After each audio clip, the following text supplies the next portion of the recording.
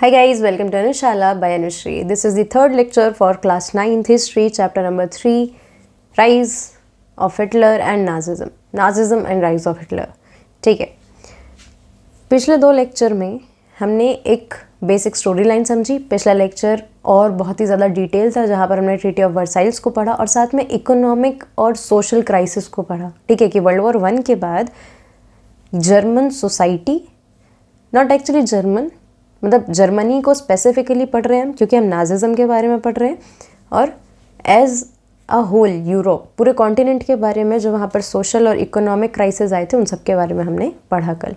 ठीक है, कल के लेक्चर में दो चीज़ें ऐसी थी जिसमें थोड़ी सी मिस्टेक मेरी तरफ से हो गई, तो उसको मैं पहले क्लियर कर देती हूँ, फिर हम आगे चलेंगे. ट्रीटी ऑफ वर्साइल्स हमने लिखा था, उसमें दो रीजन्स के बारे में बताया था. एक था रूड और दूसरा था Rhineland. Rhineland was the reason जिसको ट्रीटी ऑफ वर्साइल में मेंशन किया गया था. ठीक है, और जब जर्मनी फ्रांस का पैसा नहीं चुका पाती है तो फ्रांस रूड रीजन लेता है. ठीक है, कल मैंने धोखे से आपको बता दिया था कि राइनलैंड लेता है, नहीं, रूड रीजन लेता है और राइनलैंड पहले से ट्रीटी ऑफ वर्साइल्स में मेंशन है. ठीक है, तो ये मिस्टेक एक हो गई थी मुझसे and I apologise for that. इसको सुधार लेना, गलत मत करना. ठीक है, चलो आगे बढ़ेंगे. एक और मिस्टेक मैं बीच में बता दूंगी आपको.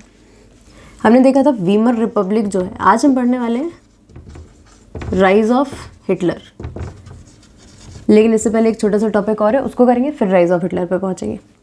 हमने देखा था वीमर रिपब्लिक जो है ये पॉलिटिकल वैक्यूम को भरने के लिए आती है, लेकिन लोग इसको सपोर्ट नहीं करते, है ना. मतलब कुछ section of society were supporting it and some other sections of the society were not actually supporting it, right. But the birth of Weimar Republic coincided with another organization, or we can say another group, which is Spartacist League. Group का एक नाम है. ठीक है, group का नाम क्या है? स्पार्टसिस्ट लीग. मतलब जिस समय वीमर रिपब्लिक एग्जिस्ट कर रही थी उसी समय पर स्पार्टसिस्ट लीग नाम का एक और ग्रुप सामने आता है. ठीक है, स्पार्टसिस्ट लीग जो था ये किस बेसिस पर बनता है? जैसे बोल्शेविक्स जो थे, ठीक है, जैसे हमने जब रशियन रेवोल्यूशन पढ़ा था, आज तो काफ़ी जल्दी गिर गया मार्कन का ढक्कन. बोल्शेविक्स जो थे, जैसे हमने कहाँ देखा था बोल्शेविक को, जब हमने पढ़ा था chapter number 2 Russian revolution. Russian revolution में हमने देखा था कि जो सोशलिस्ट पार्टी होती है उसके दो टुकड़े हो जाते हैं, मेंशेविक्स एंड बोल्शेविक्स. तो बोल्शेविक्स जैसी आइडियोलॉजी को फॉलो करने वाला एक ग्रुप जर्मनी में बनता है जिसका नाम था स्पार्टसिस्ट लीग. ठीक है, अब स्पार्टसिस्ट लीग किसके अगेंस्ट जा रहा था? जो आपकी वीमर रिपब्लिक है. दोनों के बीच में झगड़े होने लगते हैं, रेडिकलाइजेशन होने लगता है यहाँ पर, जिसके कारण क्या होता है, दो ग्रुप बन जाते हैं, एक कम्युनिस्ट और एक सोशलिस्ट. अब ये जो कम्युनिस्ट और सोशलिस्ट ग्रुप बनेंगे, इन दोनों के बीच में झगड़े बहुत ज़्यादा बढ़ जाएंगे, मतलब डिफरेंसेस बहुत ज़्यादा बढ़ जाएंगे और ये ऐसे एनिमीज़ बन जाएंगे जो कहीं पर भी एक साथ नहीं खड़े हो सकते, राइट. अब वीमर रिपब्लिक ऑलरेडी ज़्यादा लोगों के सपोर्ट गेन नहीं कर पा रही थी, फिर ये वाले क्राइसिस भी आ गए, स्पार्टसिस्ट लीग के साथ भी सारे इश्यूज चालू हो गए. इस चीज़ का फ़ायदा उठाएगा हिटलर. ठीक है, और हिटलर को समझ में आएगा कि देखो आप लड़ रहे हैं, आप लड़ते रहिए, हम डेमोक्रेसी के तरीके से भी आकर लोगों में एक पॉपुलर सपोर्ट गेन कर लेंगे, जबकि हिटलर सबसे बड़ा, पूरी हिस्ट्री में हिटलर सबसे बड़ा डिक्टेटर माना जाता है. स्टिल पावर गेन करने के लिए वो किस चीज़ का यूज़ करेगा? The idea of democracy, right. यहाँ पर जो स्पार्टसिस्ट लीग है इसको हराने के लिए आपकी जो वीमर रिपब्लिक है, ये पुराने वॉर में, वर्ल्ड वॉर 1 में लड़ने वाले जो लोग थे, है ना, वॉर वेटरन्स जो थे, जो ऑलरेडी वॉर में लड़ चुके हुए लोग थे, जिंदा थे, उन लोगों को बुलाती है, उनका एक ग्रुप बनाती है, फ्री कॉर्प्स, जो कल मैंने बताया था, इधर पे लिखा था. ठीक है, फ्री कॉर्प्स बताया था मैंने. फ्री कॉर्प्स एक्चुअली हराने का काम किसको करता है? स्पार्टसिस्ट लीग को. ठीक है, ना कि नवंबर क्रिमिनल्स को. नवंबर क्रिमिनल्स कल बताया था, स्पार्टसिस्ट लीग आज बता रही हूँ, जिसको मारने के लिए, जिसको ख़त्म करने के लिए फ्री कॉर्प्स को बनाया जाएगा by the Weimar Republic, right.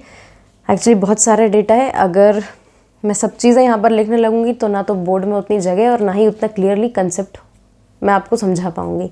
ठीक है, इसलिए बहुत सारे फैक्ट्स के चक्कर में थोड़ी सी वायरिंग यहाँ हो जाती है दिमाग की, पार्डन दैट. ठीक है, चलो आगे बढ़ेंगे।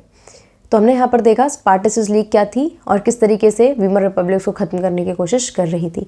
लेकिन यहाँ पर हमने देखा वर्ल्ड वॉर 1 जो था, वर्ल्ड वॉर 1 की डेट बताएं, 1914 से लेकर 1918 तक वर्ल्ड वॉर 1 चला। 1919 में हिटलर यहाँ पर आ जाते हैं। ठीक है, हिटलर को समझ आ रहा है कि भैया वीमर रिपब्लिक से कुछ नहीं हो पा रहा है और अगर पावर गेन करना है तो सबसे अच्छा समय यही है। ठीक है, तो हिटलर पावर कैसे गेन करता है? 1919 में वो शुरुआत करता है एक वर्कर्स पार्टी को ज्वाइन करने से, है ना। एक छोटी सी पार्टी होती है जिसका नाम होता है जर्मन वर्कर्स पार्टी। नाम से ही समझ में आ रहा है कि जर्मनी में रहने वाले जो वर्कर्स थे उनकी एक पार्टी थी। ठीक है, अब जर्मन वर्कर्स पार्टी जो होती है इसको ज्वाइन करता है हिटलर, जबकि हिटलर खुद एक वॉर सोल्जर रह चुका है ना। वर्ल्ड वॉर 1 में वो क्या करता है, वॉर में पार्टिसिपेट करता है, राइट। जर्मन वर्कर्स पार्टी को ज्वाइन करता है, इसमें पार्टिसिपेट करता है और काफ़ी एक्टिव पार्टिसिपेशन करता है। एक्टिव पार्टिसिपेशन के कारण क्या होता है, जल्दी से हिटलर के हाथ में पावर आती है और हिटलर इस पार्टी का नाम बदल के क्या नाम रख देता है, नेशनलिस्ट और नेशनल, आई गेस नेशनल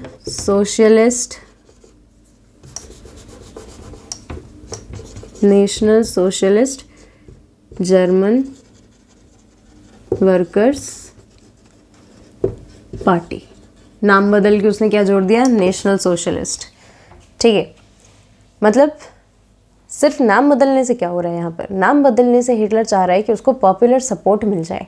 ठीक है, पार्टी के जो वर्कर्स हैं उनको ये रियलाइज़ हो जाए कि हिटलर अगर हमारा लीडर बन के सामने आता है तो ये हमारे लिए काम करेगा, ये वर्कर्स के लिए काम करेगा, एम्प्लॉयमेंट प्रोवाइड करेगा।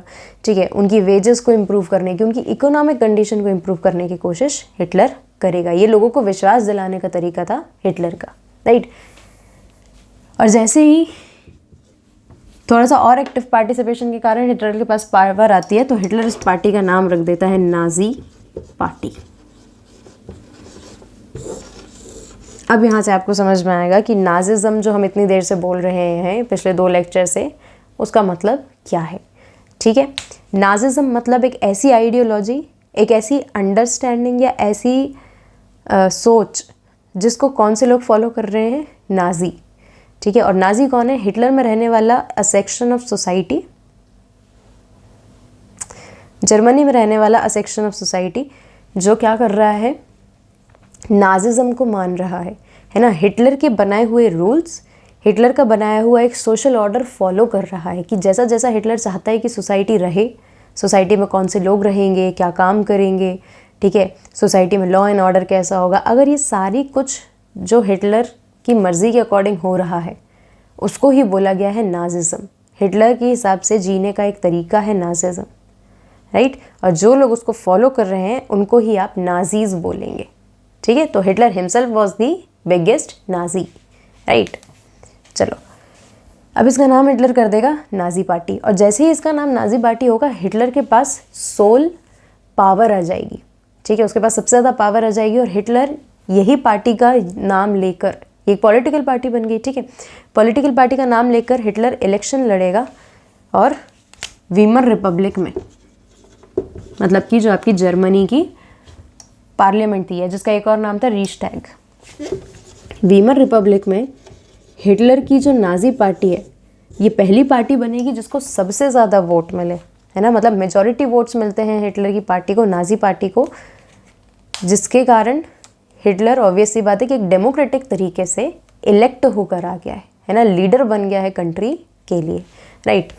अच्छा, अब आप मुझे एक बात बताएं, या आपके मन में एक क्वेश्चन उठना चाहिए कि ठीक है, वर्कर्स पार्टी एक छोटी सी पार्टी होगी, इसमें इसने जो भी काम किया नाजी पार्टी बनाई और मेजॉरिटी में गई, लेकिन लोगों से वोट लेने का तरीका क्या होगा, लोगों से पॉपुलर सपोर्ट हिटलर ने लिया कैसे होगा। क्योंकि हमने देखा कि वीमर रिपब्लिक क्योंकि खुद ही एक डेमोक्रेटिक तरीके से बनी थी और इससे पहले लोग डेमोक्रेसी को सपोर्ट नहीं कर रहे थे, तो फिर हिटलर को मेजॉरिटी वोट्स कैसे मिले। हिटलर को मेजॉरिटी वोट्स मिले क्योंकि हिटलर ने बहुत ही माइंडफुल तरीके से लोगों के दिमाग के साथ खेला। ठीक है, कैसे, हिटलर को समझ में आया कि भाई जर्मनी के जो लोग हैं ये ऑलरेडी बहुत ही ज़्यादा परेशान है ना, वर्ल्ड वॉर 1 के कारण, इकोनॉमिक क्राइसिस के कारण और जितने भी सोसाइटी में इश्यूज चल रहे थे उन सब के कारण लोग परेशान हैं। प्लस उसको समझ में आया कि भाई जर्मनी के लोग जो हैं वो रिचुअल्स को बहुत ज़्यादा मानते हैं। रिचुअल मतलब रिचुअल एक तरीके से होंगे जो भी आपके रिवाज होते हैं, जो भी परंपरा जिसको फॉलो की जाती है, ठीक है। मतलब लोगों के दिमाग, अगर आपको लोगों से कोई काम कराना है तो आपको वो चीज़ उनके माइंडसेट में भरनी पड़ेगी, ठीक है। प्लस उसको समझ में आया कि जर्मनी के लोग स्पेक्टेटर्स हैं, है ना, मतलब उनको चीज़ें दिखनी चाहिए, राइट। तो यहाँ पर हिटलर क्या करता है, हिटलर को समझ में आता है कि भाई देखो, हमें जर्मनी में अगर वीमर रिपब्लिक में मेजॉरिटी चाहिए, हम आएंगे तो डेमोक्रेटिक तरीके से, ठीक है, ताकि लोग हमारा अपोजिशन ना बन पाए, ठीक। तो उसको समझ में आता है कि भाई डेमोक्रेसी तरीके से आना है, नंबर ऑफ वोट्स ज़्यादा चाहिए, तो सबसे पहले एक काम करो, मास रैलीज़ निकालो, ठीक है। क्या काम करो, मास रैलीज़, मतलब बड़ी बड़ी रैलीज़ निकालो, अपने सपोर्टर्स को इकट्ठा करो, जनरल पब्लिक के बीच में जाके स्पीच दो। मतलब जो जनरली आजकल आपके जो कैंडिडेट्स काम करते हैं वोट लेने के लिए, वही काम किसने किया, हिटलर ने, ठीक है। लेकिन हिटलर को पता था कि उसको पूरी पावर अपने हाथ में चाहिए है, लेकिन लोगों को उसने भरोसा ऐसा दिलाया कि हिटलर जो है वो खुद पावर नहीं रखना चाहता, वो लोगों का भला करना चाहता है, ठीक है। जब भी हिटलर के स्पीचेस होते थे, हिटलर बहुत ही अच्छा स्पीकर था, ठीक है। मतलब उसको पता था कि लोगों को क्या बात सुनना चाहते हैं लोग, ठीक है। तो वो उसने लोगों को वही चीज़ें सुनाई। उसकी जो रैलीज निकली, नाजी पार्टी ने जब हिटलर को प्रमोट किया तो उसने इस तरीके से किया कि भाई हिटलर जो है वो जर्मनी के लिए मसीहा बन के आएगा। क्या बन के आएगा, मसीहा।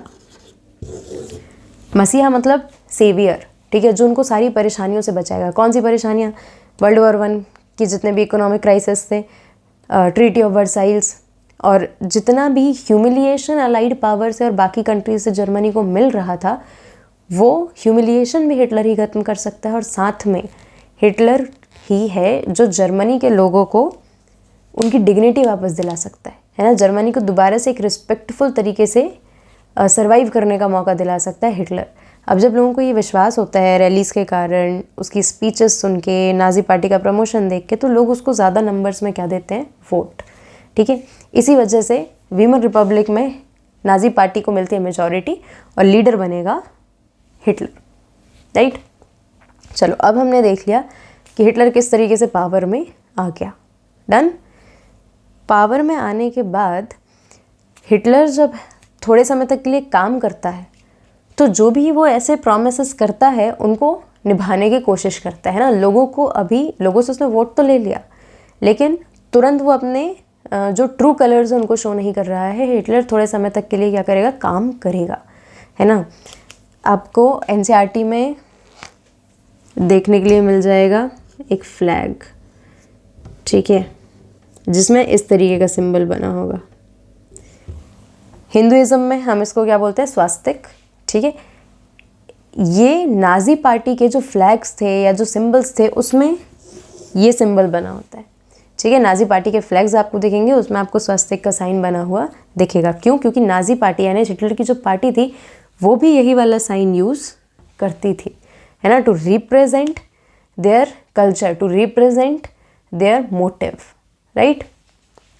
चलो, हालांकि एग्जाम में बिल्कुल नहीं पूछा जाएगा, या आना भी है तो एक आध एमसीक्यू में आ जाएगा, वरना उतना कुछ इंपॉर्टेंट नहीं है, ठीक है। चलो, अब हमने देखा हिटलर आ गया यहाँ पर पावर में।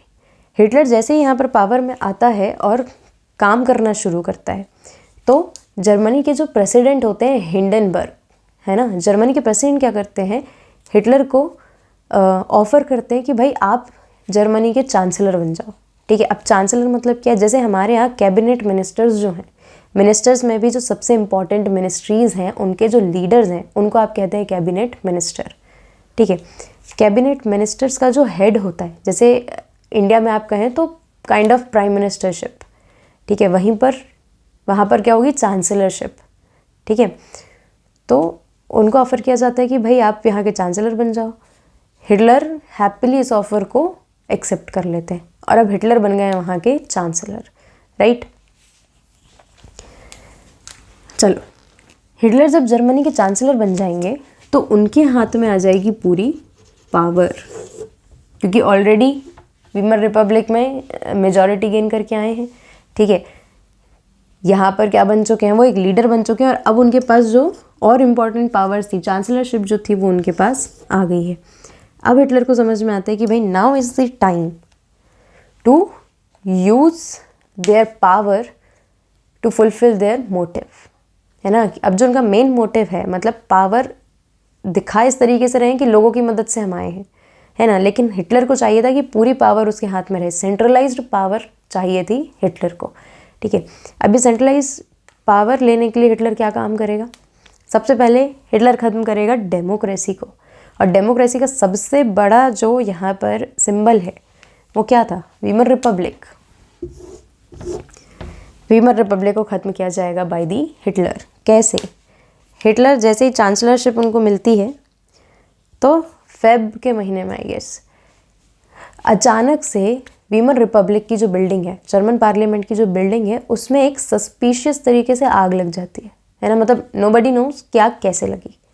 ठीक है, अब एक आग लगी जिसके कारण बिल्डिंग जल गई, बहुत सारे डॉक्यूमेंट्स जल गए, काफ़ी नुकसान हुआ। ठीक है, अब एक तरीके से जो डेमोक्रेसी का सबसे बड़ा सिंबल था पार्लियामेंट की बिल्डिंग, उसको ही ख़त्म करके हिटलर ने एक तरीके से लोगों को बता तो दिया था कि भाई डेमोक्रेसी कुछ हद तक कम होगी। ठीक है, लेकिन ऑब्वियस सी बात है कि डेमोक्रेसी ख़त्म करनी थी हिटलर को, तो वो आग सस्पिशियस तरीके से लगी है ऐसा प्रिटेंड किया गया, जबकि वो आग हिटलर ने लगवाई। राइट, अब हिटलर ने आग लगवाई और वीमर रिपब्लिक जल गया।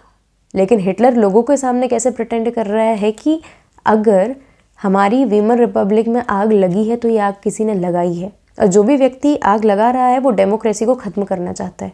ठीक है, तो मतलब हमारी डेमोक्रेसी को खतरा है। ठीक है, तो डेमोक्रेसी को खतरा है, इसलिए जो भी कॉन्स्टिट्यूशन ने लोगों को राइट्स दे रखे थे, जर्मनी के कॉन्स्टिट्यूशन, ठीक है, जर्मनी के कॉन्स्टिट्यूशन को भी वीमर कॉन्स्टिट्यूशन ही बोला जाता है। राइट, वीमर कॉन्स्टिट्यूशन ने जर्मनी के लोगों को जितने भी राइट्स दिए थे, उसमें से right to speech, right to assembly, ठीक है, और I guess right to press, ये 3 राइट्स जो हैं इनको कर्ब कर दिया जाता है बाय द हिटलर, है ना। और बेसिस क्या बताया जाता है कि हम भाई क्यों ये right to speech, right to assembly या राइट टू प्रेस कम कर रहे हैं? ताकि हम डेमोक्रेसी को प्रोटेक्ट कर सकें, है ना। लोगों को या हमारी जो डेमोक्रेसी है जर्मनी में उसको खतरा है। ठीक है, और लोगों के पास ज़रूरत से ज़्यादा राइट्स हैं, इसलिए वो उसका मिसयूज़ करके ऐसी हरकतें कर रहे हैं, ऐसे वायलेंट तरीक़ों को यूज़ कर रहे हैं। तो यहाँ पर डेमोक्रेसी ख़त्म हुई। ठीक है, नॉट ओनली दिस, यहाँ पर जैसे राइट्स को कर्ब किया गया वैसे ही इमरजेंसी लाइक सिचुएशंस को क्रिएट किया गया, है ना। मतलब कि हिटलर ने एक एक करके जो सबसे मेन ऑर्गन्स होते हैं आपकी डेमोक्रेसी में, जुडिशरी, ठीक है, द एग्जीक्यूटिव इटसेल्फ, पार्लियामेंट को तो इसने वैसे ही ख़त्म कर दिया, पुलिस फोर्सेस मतलब सिक्योरिटी एंड मीडिया, ये सारे के सारे जो ऑर्गन्स हैं इन सब को डायरेक्टली कंट्रोल कर लेता है हिटलर। मतलब कि हिटलर बोलता है कि भाई देखो ऐसी वायलेंट तरीके यूज़ हो रहे हैं जर्मनी में, तो लोगों के पास पहली बात तो राइट्स कम कर दो जो कॉन्स्टिट्यूशन ने उनको दिए हैं। ठीक है, दूसरी चीज़ पुलिस फोर्सेस की ताकत को बढ़ा दो, मतलब पुलिस क्या, आप उसको सीधा आर्मी ही बना दो कि पुलिस जो चाहे वो कर सकती है। पुलिस को किसी के ऊपर शक है, उठाओ उसको जेल में बंद करो। ठीक है, और उस पर कोई क्वेश्चन भी नहीं करेगा। जुडिशरी, कोई भी व्यक्ति को हिटलर अगर जानबूझ के ज़बरदस्ती जेल में डलवा रहा है तो वो व्यक्ति केस भी नहीं कर सकता। क्यों? क्योंकि केस किसके सामने करेगा? जुडिशरी पूरी किसके कंट्रोल में है? हिटलर के कंट्रोल में। और मीडिया सिर्फ और सिर्फ ऐसी चीज़ें दुनिया को बताएगी या जर्मनी के लोगों को बताएगी जो हिटलर अप्रूव करेगा। तो हिटलर कभी भी ये अप्रूव करेगा क्या कि हमने ऐसी ऐसी चीज़ें की हैं, या हम खुद डेमोक्रेसी को ख़त्म कर रहे हैं, या हम जानबूझ के लोगों को जेल में भर रहे हैं? नहीं। ठीक है, हिटलर न्यूज़ तो जा रही थी, ऐसा नहीं था कि न्यूज़ नहीं जा रही थी, लेकिन न्यूज़ वो जा रही थी जो हिटलर चाहता था। राइट, इसलिए हिटलर के ट्रू कलर्स जो हैं वो बहुत बाद तक, इवन वर्ल्ड वॉर 2 के बाद लोगों को समझ में आता है कि हिटलर के असली जो मोटिव्स थे वो क्या थे। फाइन, चलो, तो इतना हमने पढ़ा। कहाँ तक पढ़ा है कि हिटलर डेमोक्रेसी को ख़त्म करने की कोशिश करता है, जुडिशरी, मीडिया, पुलिस, गवर्नमेंट और जो आपका पार्लियामेंट है, ये सारी चीज़ों को डायरेक्ट कंट्रोल कर लेता है हिटलर। ठीक है। इसके बाद क्या होगा, हिटलर एक पुलिस फोर्स की जगह दूसरी 2-3 फोर्सेस और शुरू कर देता है, स्पेशल फोर्सेस शुरू कर देता है, ताकि ज़्यादा से ज़्यादा लोगों को कंट्रोल किया जाए, ठीक है। और हिटलर क्या बोलता है कि भाई देखो, जो भी व्यक्ति उन फोर्सेस को, पुलिस फोर्सेस को जो, या फिर जो स्पेशल फोर्सेस बनी, अगर उनको लगता है कि कोई भी व्यक्ति सोसाइटी के लिए हार्मफुल है या कोई भी व्यक्ति हिटलर के अपोज में जा रहा है ना, उसका अपोजिशन बनने की कोशिश कर रहा है, ऐसे लोगों को उठाकर कहाँ भर दिया जाएगा,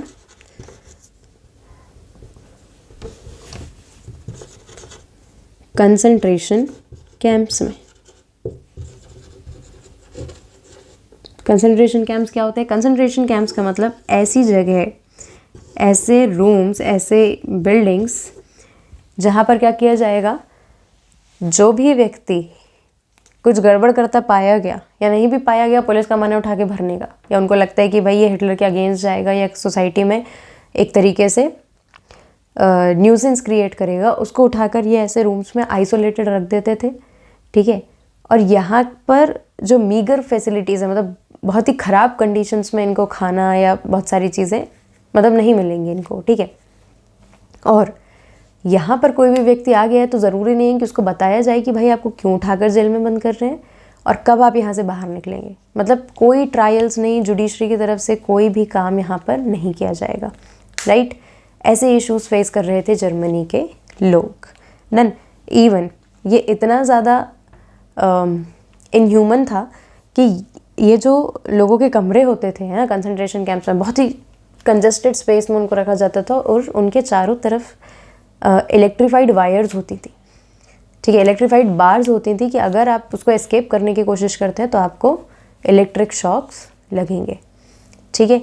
so this was the conditions of people in the Germany, ठीक है। अभी कंसंट्रेशन कैंप्स जो हैं, इसके आगे हम और भी चीज़ें पढ़ेंगे कि और कौन कौन से तरीके थे जिसके कारण हिटलर जो है, मतलब जिसके थ्रू हिटलर जो है वो लोगों को कंट्रोल कर रहा था, ठीक है। इसके साथ साथ हिटलर जो है डेमोक्रेसी को ख़त्म करने के बाद अपना दूसरा काम शुरू करता है, रेशियल डिस्क्रिमिनेशन,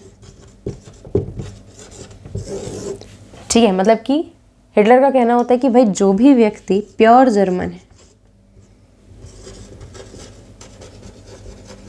मतलब जो सिर्फ और सिर्फ जर्मन रेस को बिलोंग करता है, उसको ही जर्मनी में रहना चाहिए, बाकी लोग, ठीक है, अगर वो इम्प्योर जर्मन्स हैं, अगर वो ज्यूज़ हैं, पोलिश पीपल हैं, जिप्सीज़ हैं, ठीक है, ऐसे सारे लोगों को यहाँ से हटाओ, इनको यहाँ पर नहीं रखना है। इस पूरे प्रोपेगेंडा को बोला गया है रेशियल यूटोपिया, ठीक है। यूटोपिया मतलब ऐसी कंडीशंस जो आइडियल है लेकिन रियलिटी से बहुत दूर, ऐसा हो नहीं सकता, ठीक है।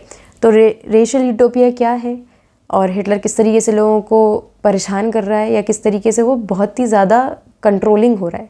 डेमोक्रेसी तो ख़त्म कर ही दी, डिक्टेटरशिप पे किस तरीके से उतर रहा है, ये हम देखेंगे नेक्स्ट लेक्चर में। सो आई होप इतना समझ में आया होगा। अगर इसमें कोई डाउट है तो you can ask me in the comment section, plus make sure इसको रीड कर लें, ठीक है।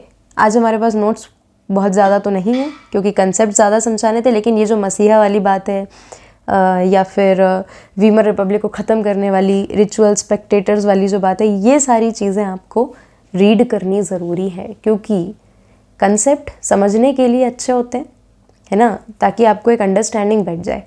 लेकिन जब आप आंसर राइटिंग करने जाते हैं तो आपके पास पॉइंट्स भी होने चाहिए और वोकैब भी होनी चाहिए, और ये दोनों चीज़ें आपको तभी मिलेंगी जब आप वर्ड टू वर्ड रीड करेंगे। याद ना करें लेकिन रीड करें, ठीक है। इंपॉर्टेंट लाइंस को मार्क करें और सबसे बेहतर तरीका है पॉइंट्स में लिखो, ठीक है। बुक में जब आप आंसर्स मार्क कर रहे हैं या बुक में जब आप नोट्स बना रहे हैं तो आप सिर्फ और सिर्फ छोटे छोटे, मतलब मिनिमम वर्ड्स में आप किसी भी पॉइंट को समझाने की कोशिश करें क्योंकि याद उतना ही होगा, है ना। और फिर उसके बाद राइटिंग प्रैक्टिस करें कि आपने जो छोटे छोटे पॉइंट्स बनाए हैं, 2-4 वर्ड्स के पॉइंट 4-5 बना लिए, अब आप उसको एलेबोरेट कैसे कर रहे हैं, अब आप उसको पूरा एक प्रॉपर वोकैबुलरी में कैसे ढाल के लिख रहे हैं।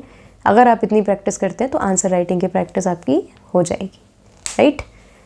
सो I hope this much is clear and this is it for today, right. If you have any doubt do ask me in the comment section. Lecture पसंद आ रहा है या वे ऑफ टीचिंग पसंद आ रहा है तो ज़्यादा से ज़्यादा लाइक करें, शेयर करें, ठीक है। Thank you.